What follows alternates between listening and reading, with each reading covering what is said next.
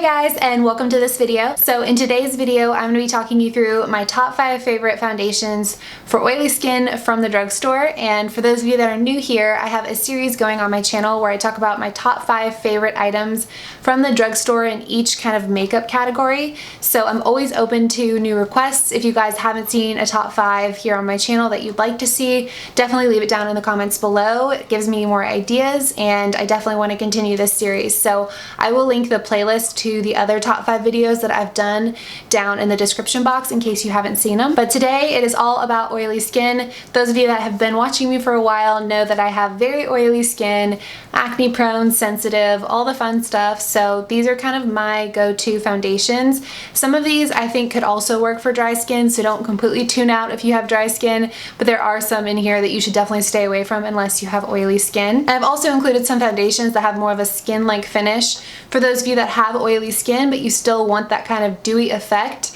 You just don't want the dewiness going way overboard into greasy, oily territory. But without further ado, let's go ahead and get into the first foundation. Okay, so this first one, I'm gonna go ahead and get it out of the way because you guys already know that I am obsessed with this, and it's a well-known foundation for oily skin, but it has to make my top 5 because it is one of the best, and it is the L'Oreal Infallible Pro Matte Foundation. This has been one of my holy grails since it came out.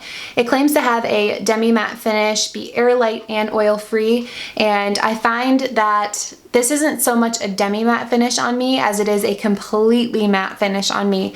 Out of all of the foundations I'm going to mention, this is the one where if I touch my face at the very end of the day or after sweating on the dance floor or whatever I'm doing, this is the foundation where I'm still going to feel matte on my face, which is crazy because, like I said, I have very oily skin. So this is my go-to when I know I'm going to be doing something where oil is going to break through most of my other foundations, and I need something that's going to keep me as matte as possible for as long as possible.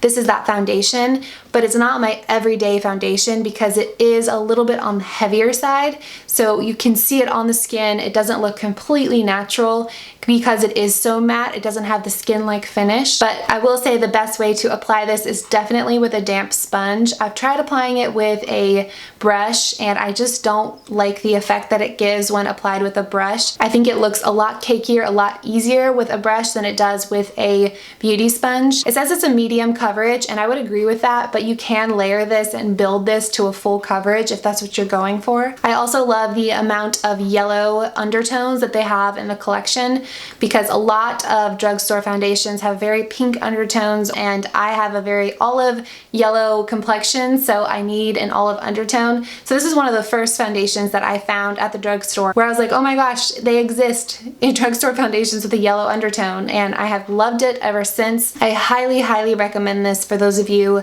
looking for a super matte foundation with buildable coverage. Okay, this next one is one that I don't hear mentioned a lot here on YouTube. I think it's very underrated, and it's a great foundation, and it's the Almay Clear Complexion 4-in-1 Blemish Eraser. So this one has a lot lighter of a feel, of a consistency, and of a coverage than the L'Oreal one I just mentioned.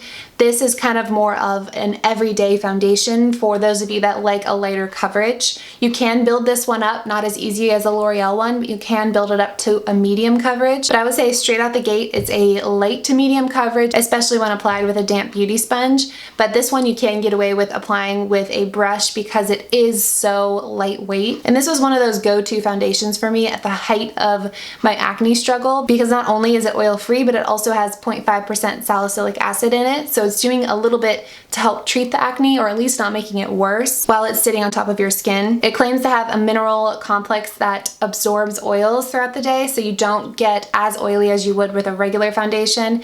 And it also does have chamomile and aloe in it, so if you're struggling with acne, I would say this is a really good one to try because it has acne treating and skin calming ingredients in it. The only downside, and it's a big downside with this foundation, is the shade selection. It's just not there. They really need to come out with more shades, and I hope that they do because I really do enjoy this foundation. Okay, this next one is a newer find for me. You guys were the ones that told me I have to try it. I'm so glad that I did because I have been loving loving it, and it is the number 7 Beautifully Matte All Day Velvet Matte Perfection. It has an SPF of 15 in it, and it's also hypoallergenic. So again, those of you with acne prone skin, hypoallergenic products are your best friend because they don't irritate sensitive skin. And this is one of those foundations, like I was talking about in the beginning of the video, that has more of a skin-like finish. So for those of you with oily skin that still want to have a kind of dewy finish to your foundation, but not get overly oily from using a dewy foundation like a Pro Glow, you'll really enjoy this because it does make your skin look like skin while still providing a really high amount of coverage. This one is medium to full coverage for sure, and again, also buildable. So when I wear this foundation, by the end of the day, I am oily. I do have oil breaking through, but it's nothing like I would have with a dewy foundation or a regular foundation that isn't made to be matte. So this is one of my go-to foundations for kind of evenings when I'm going out or going to dinner, hanging out with friends, because I'm going to be wearing it for more of a limited amount of time, and it just makes my skin look flawless but still, again, look like skin. And that's what I love so much about this foundation, because us oily girls still want to have that dewy skin effect. We just don't want to take it too far. Okay, so this next foundation has the most beautiful packaging of any drugstore foundation that I have ever seen, and it is the Sonia Kashuk Soft Focus Satin Matte Foundation. So it has like this ombre bottle with a gold top. I love the packaging on this. And of course it has a pump, which is awesome. Actually, the L'Oreal Pro Matte is the only foundation I'm gonna mention that doesn't have a pump. I'm a big pump fan. So I'm actually wearing a combination of this foundation and this foundation, the last one I just talked about, on my face right now. And the reason I've been mixing them is because this shade that I have is very warm, whereas the number 7 shade is almost a little bit gray toned. So mixed together, it's a perfect combination.